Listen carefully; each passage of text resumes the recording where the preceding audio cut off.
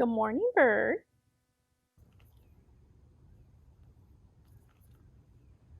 Hey everyone, and welcome back. So I've got a bit of a surprise for you guys today, and this is something we haven't announced anywhere else just yet either. We've been keeping a bit of a secret. So we're picking up a new animal ambassador later today. We'll actually be getting a second one in a month or two as well.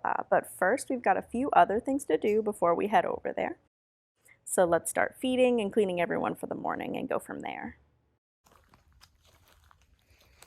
It's so foggy this morning.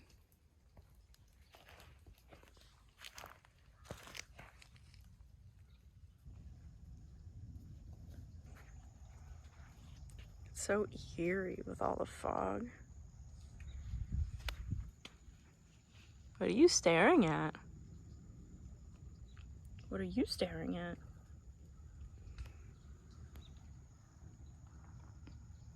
Okay, maybe we should go. Come here, kitty.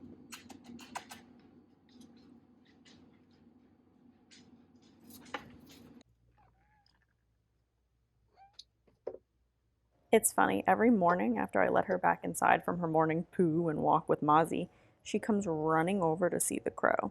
Never mind that she could just see her from the front of the aviary, she just wants to sit on her windowsill and watch from there and meow. I can't tell if they think they're best friends or if she just wants to eat her, but either way, they're not going to meet any closer than this.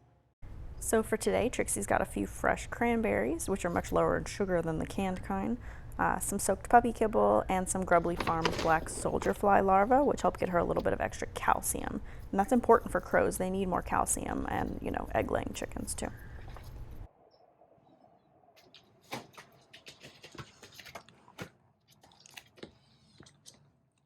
And she's getting her breakfast in a snuffle mat today. Now, she doesn't have a particularly strong sense of smell, so there's not really that much like actual snuffling going on there, but she still has to rifle around to get her food out. And her go-to move is usually to find everything she can and then throw it all around her aviary so that she makes sure that all of it's fallen out. And then she goes and drowns it in her water dish, which is fun. So fun. Not at all messy at all. So yeah, anyway, in case you're new to crows and or our channel, these birds are extremely intelligent. They have primate level intelligence, like toddler level intelligence. And the general rule of thumb is that the more intelligent an animal is, the more enrichment is required for a good quality of life. Now, that's not to say that other animals don't need enrichment. In fact, that's far from the case. But what I mean is that she requires a ridiculous amount of enrichment. Every single meal is in some type of work to eat and a rotating regimen of new toys and things for her to investigate, explore, and her favorite, destroy. Oh, fun new development with the goats too. Cat here, our dominant female, has decided that if she doesn't get hay with her feed in the morning, despite, an endless supply of grass in her pasture, she's just gonna endlessly harass and chase Luna and Ivy away from their food dishes, which is great. It's just great. But it's fine. Our new incoming addition also eats hay, so at least two birds, one stone, right? Yeah, but if she could just, I don't know, be less mean to the other goats, yeah, that'd be great.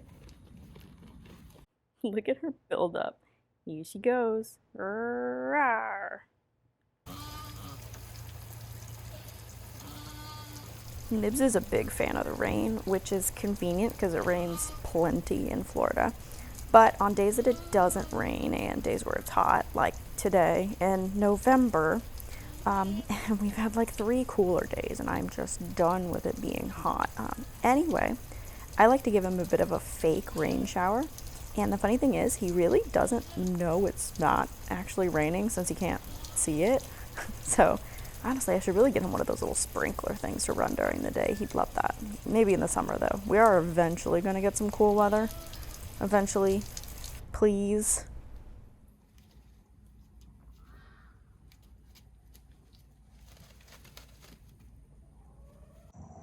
Look how shiny this guy is. Drop in the comments if you think you know what it is. Hint, it's not a snake. Alright, so we have some time to kill before we go pick up our little surprise here. So we took Moose to the park down the street for a nice little walk.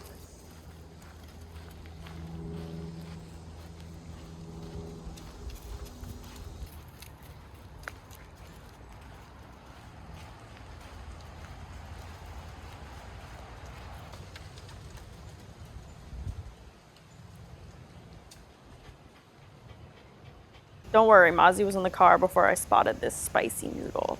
You guys know what species this is? Notice I didn't get too close. So I found a cool little piece of petrified wood on our walk, and of course, when you find a cool little trinket, you have to bring it back home for Trixie because it automatically belongs to her. Hi, bird. Do you like your stick? That's a cool stick you've got there. That's nice. All right, well, this ought to keep her busy while we're out. It's like her own personal cat TV.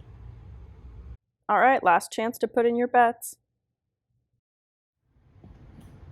All right, those of you who guessed capybara, you were correct. If you happen to also guess baby capybara, give yourself a round of applause and go brag about it in the comments.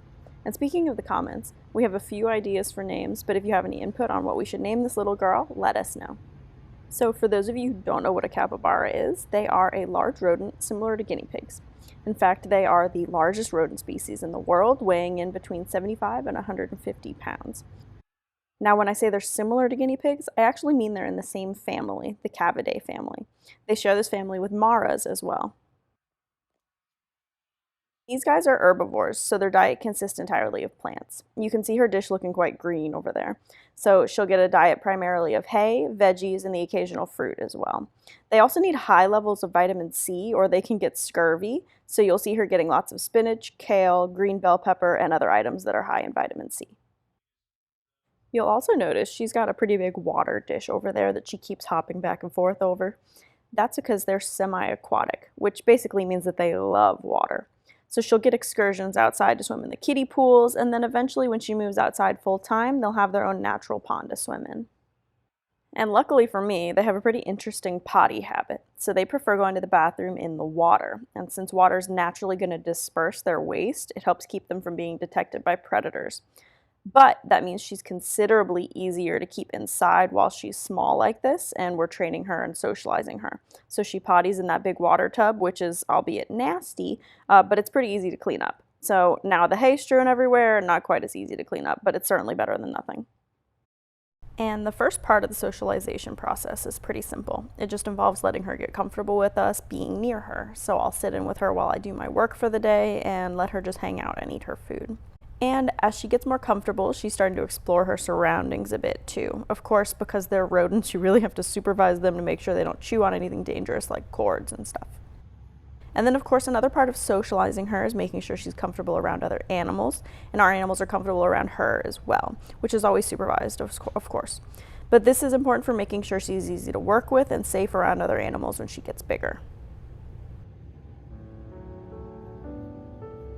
So to close out this vid, enjoy a few minutes of chill cappy bonding time, and don't forget to like and subscribe and let us know in the comments what you want to see more of or anything you want to learn about.